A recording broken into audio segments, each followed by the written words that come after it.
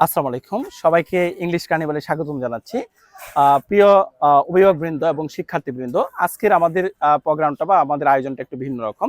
আজকে যার সঙ্গে আমি কথা বলবো সে হচ্ছে নেত্রকোনা জেলার 2026 পরীক্ষার্থীর অন্যতম সেরা একজন পরীক্ষার্থী বা শিক্ষার্থী। তার নাম হচ্ছে, কি নাম তোমার? নৌশাদ নুরসানি। সে হচ্ছে গত জানুয়ারি থেকে আমাদের ইংলিশ কার্নিভালের সাথে যুক্ত আছে এবং সে ইংলিশ কার্নিভালের একজন অন্যতম সেরা একজন শিক্ষার্থী। তো এবছর আমাদের সিস্টেমটা হচ্ছে সকল শিক্ষার্থীদের মধ্যে আমরা একটা মেধাবৃত্তি আয়োজন করে থাকি, আর সে মেধাবৃত্তি পরীক্ষায় সে প্রথম স্থান অধিকার করেছে। কেমন লাগছে তোমার? যে কোনো কম্পিটিশনে জিততে স্যার ভালো লাগে, মেধাবৃত্তিটা পেয়ে আরো ভালো লাগছে, কারণ এটাতে আমার ইংলিশের দক্ষতাটা আমি যাচাই করতে পারছি।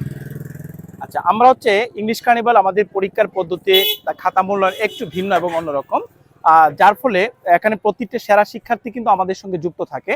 যেহেতু 17 বছর ধরে আমি টিচিং লেভেলে আছি এবং নেত্রকোনা জেলা শহরে প্রায় প্রতি বছর প্রথম, দ্বিতীয়, তৃতীয় স্থান অধিকারকারীরা কিন্তু আমাদের সাথে যুক্ত থাকে, তাহলে সে স্থানীয়, সে কোনো অংশেই কম নয়। সে অত্যন্ত মেধাবী একজন শিক্ষার্থী, আর সে যাদের সঙ্গে প্রতিযোগিতা করেছে তারাও অত্যন্ত মেধাবী শিক্ষার্থী ছিল, আর তাদের মাঝখান থেকে সে প্রথম হয়েছে এবং আমাদের এখান থেকে মেধাবৃত্তি হিসেবে সে জিতে নিয়েছে একটি মডেল কোয়েশ্চেন এবং হচ্ছে নগদ 500 টাকা, আর সেটা হচ্ছে তাকে ইন্সপায়ার করার জন্য। আচ্ছা সানি, তুমি কিভাবে ইংলিশ কার্নিভালের সাথে যুক্ত হলে? আমি প্রথম ইংলিশ কার্নিভাল সম্পর্কে জানতে পারছি একজন বড় আপু থেকে। বড় আপু বললো ইংলিশ কার্নিভালের যে সিস্টেমটা আছে, পড়াশোনার যে ওইটা আছে, এটা একটু ইউনিক।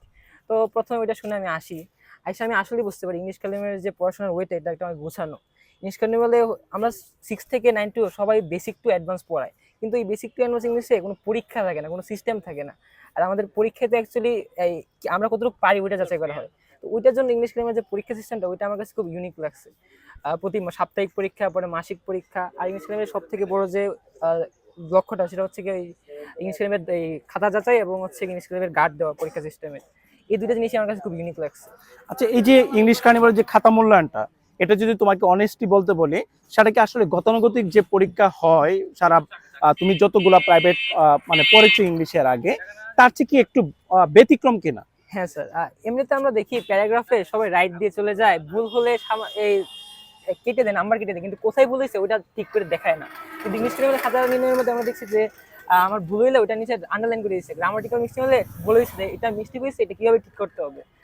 আর সবগুলো খাতা এই প্যারাগ্রাফগুলো প্রত্যেক লাইনে লাইনে রাইট আছে, দেখে বলছে যে আসলে পড়ছে আমার প্যারাগ্রাফটা, আমি কি লিখছি। আচ্ছা, এরপরে যে যে গ্রামার যে এররগুলো আছে, তোমার যদিও গ্রামারের এরর খুব কম থাকে, কিন্তু আমরা কি ইংলিশ কার্নিভাল প্রত্যেকটা জায়গায় যে জায়গায় ভুলটা হয় সেটা কিন্তু আমরা সংশোধন করে দিচ্ছি। এবং আমাদের যে গার্ডের যে সিস্টেমটা, এটা আসলে বলো তো, এটা কেমন, তোমার কাছে কেমন লাগে গার্ডের সিস্টেমটা?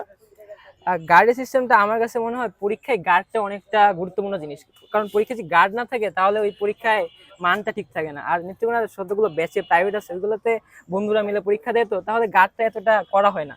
কিন্তু ইংলিশ কালিমের যে গার্ড সিস্টেমটা, এটা আমার কাছে অনেক ইউনিক লাগছে। মানে কোনো যদি দেখা দিক হয় তাহলে সাথে সাথে -3 নম্বর কাটা যায়, তাহলে পরীক্ষার মানটা ঠিক থাকে, সবাই নিজের দক্ষতাটা দিয়ে প্রকাশ করতে পারে। আসলে আমরা ইংলিশ কার্নিভাল চেষ্টা করি যে আসলে পরীক্ষার পদ্ধতিটা একটু ভিন্ন করার জন্য, কারণ হচ্ছে গতানুগতিকভাবে যদি একটা শিক্ষার্থী পরীক্ষা দেয় তাহলে তার আসলে প্রকৃতপক্ষে তার যে জাজমেন্ট আছে সেটা করা যায় না। আর সে জায়গায় আমাদের এখানে পরীক্ষার নির্দিষ্ট মার্কস না পেলে তাকে জরিমানা দিতে হয়, এবং প্রতিটা খাতা মূল্যায়ন, এটুকু আমি হলপ করে বলতে পারি যে আমাদের খাতা মূল্যায়ন শুধু নেত্রকোনা নয়, সারা বাংলাদেশের সেরা খাতা মূল্যায়ন। আমরা প্রত্যেকটা জায়গায় কোন কোন জায়গায় ভুল করেছে একদম ইউনিকভাবে তাদের ভুলগুলো আমরা তুলে ধরি এবং তার যে সমস্যাটুকু আছে সেগুলো আমরা সমাধান করে দেই। আর ইংলিশ কার্নিভালের টোটাল এনভায়রনমেন্ট তোমার কাছে কেমন লাগে? আমরা সব থেকে ভালো এনভায়রনমেন্ট তো উদ্ভাসের এনভায়রনমেন্টটাই বুঝি, উদ্ভাসের আধুনিক ক্লাসরুম। আর আমাদের ইংলিশ কার্নিভালে আমার মনে হয় উদ্ভাসের ইংলিশ এই ক্লাসরুমের থেকে উন্নত।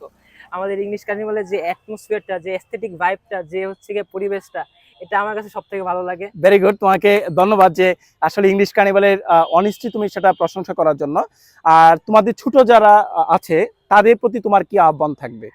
আমি বলবো একবার হলো ইংলিশ কার্নিভালে এসে ঘুরে যেতে, পড়তে হবে না, এসে একবার টেস্ট করে যাক। যদি তার মনে হয় নেত্রকোনা ইংলিশ কার্নিভাল থেকে বেটার কেউ আছে তাহলে ওইখানে পড়ুক, কিন্তু আমার মনে হয় না একবার ইংলিশ কার্নিভালে কেউ আসলে সে আর যাবে। সে ইংলিশ কার্নিভালের ইউনিকনেসে এতটা আকৃষ্ট হবে, সে ইংলিশ কার্নিভালেই পড়াশোনা করতে চাবে। তাহলে আমরা বিশ্বাস করি তোমরা যারা আছো এসএসসি পরীক্ষার্থী 2026-এর অথবা ক্লাস 9, আমরা 7 থেকে আমাদের কার্যক্রমগুলো চলে, এবং তোমার ইংরেজি যদি একটা আমূল পরিবর্তন করতে চাও তাহলে আমাদের ইংলিশ কার্নিভালের সাথে যুক্ত হয়ে যেতে পারো। তুমি যদি বিগত বছরগুলোর আমাদের সফলতা দেখো, যে নেত্রকোনা জেলায় গত বছর কে ফার্স্ট হয়েছে সে কোথায় পড়েছিল, এর আগের বছর ইংলিশে যে ফার্স্ট হয়েছে সে কোথায় পড়েছিল, সবাই কিন্তু ইংলিশ কার্নিভালের। এই বছর এমনকি 2025 সালে যারা এসএসসি পরীক্ষার্থী আছে, এটুকু আমি অগ্রিম বলে দিলাম, আল্লাহ যদি রহমত করে নেত্রকোনা জেলায় যে first second third fourth fifth হবে, আমি অগ্রিম বললাম, আল্লাহ যদি তৌফিক দেন এখানেও ইংলিশ কার্নিভালে হবে, এবং 2026 সালেও তা ঘটবে, 2027 সালেও তা ঘটবে।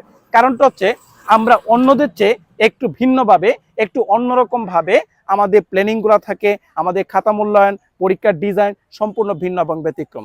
তাহলে সানি, তোমাকে ধন্যবাদ ইংলিশ কার্নিভালের সাথে যুক্ত থাকার জন্য। আপনাদের সবাইকে ধন্যবাদ আমাদের সাথে এতক্ষণ সময় দেওয়ার জন্য। আল্লাহ হাফেজ, বাই বাই। ঠিক আছে।